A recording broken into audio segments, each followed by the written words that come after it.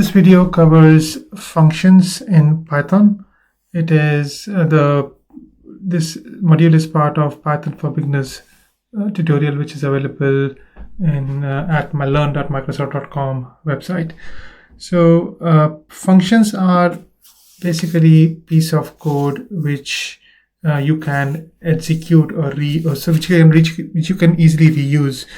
For just to give an example, let's say if I want to add few numbers, then the way I could do that is I could do something like sum1, for example, is equal to 1 plus 2, and sum2 could be, let's say, 3 plus 4, and so on. So if I print them, sum1, sum2, and save and run the program, so I can see the values here. But if I want to make this the logic of adding two numbers repeatable, I can create a function which will enclose the logic, and I can then pass any arguments to that function or any numbers to that function, and I will get the result or the addition. For example, to create a function, you use the keyword def and give that function a variable name. Let's say function name, say sum, and then you give it the arguments it will take. Like this function will work on two arguments. They are called a and b. Then you do a colon to denote that the rest of the code, which should have indentation, is part of this function. So now I can do something like return a plus b. What this code will do is it's going to take the values of a and b, add it, and return the value back to the place from which this function was called. And now if I want to do sum, I can do sum 1 comma 2, and I can do sum 3 comma 4, and then if I now print them, so let me call this s1 and s2, and if I now print them, remember I will have to convert them to str because s1 is an integer and s2 is also an integer. Actually no, because I'm not combining any strings, so it should be just s1 and s2. And if I now print run the code, I should see the value 3 and 7. So as you see, you can create a piece of code which is reusable.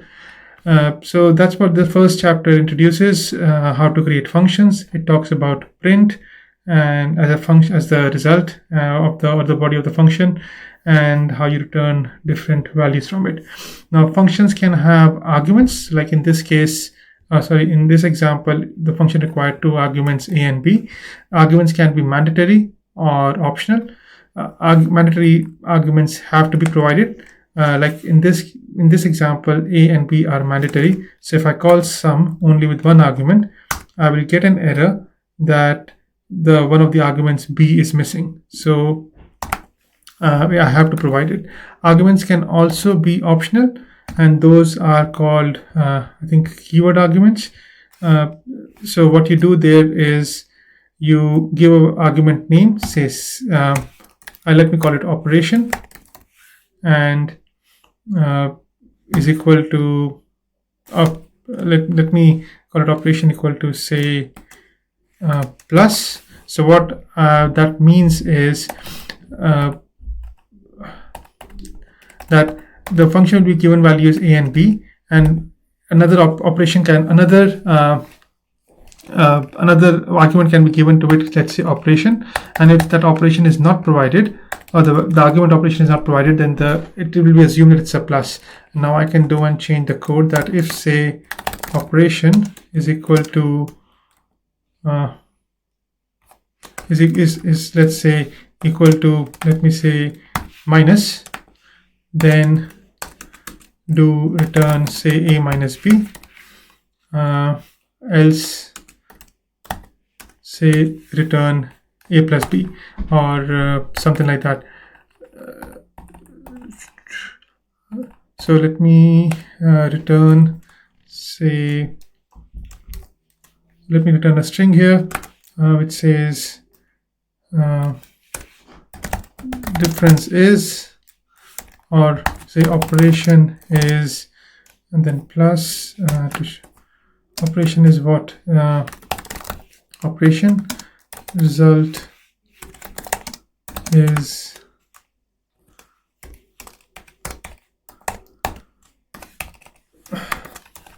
so what I'm doing here is that if the operation is minus, then I want to print what is the operation. In this case, it's going to be operation is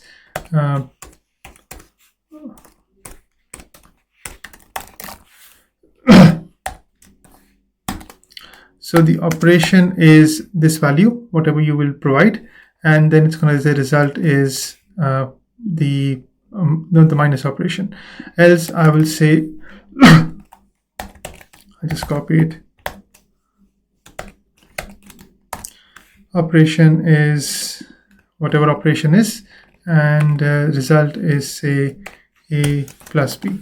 So let me show you how it works, and let me change the function to operation, and then I will say, let me call this as operation without the argument, third argument, an operation with third argument, say, which is I'm going to give a minus value. So what's going to happen is, let's see this here. Else hasn't got a colon, so I need a colon here. Right. So what happens here is operation. If the first one is operation, the first print is operation is plus, and the result is 3. So even though I had not provided the value of operation, the default value was assumed to be a string with plus in it. So when that value is used here, this gets the plus sign, and the result is a plus b. If on the other hand, when operation is provided like minus here, then the operation is minus and the result is -1. So that's how you can use variable arguments as well as named mandatory arguments and optional arguments, which are called keyword arguments.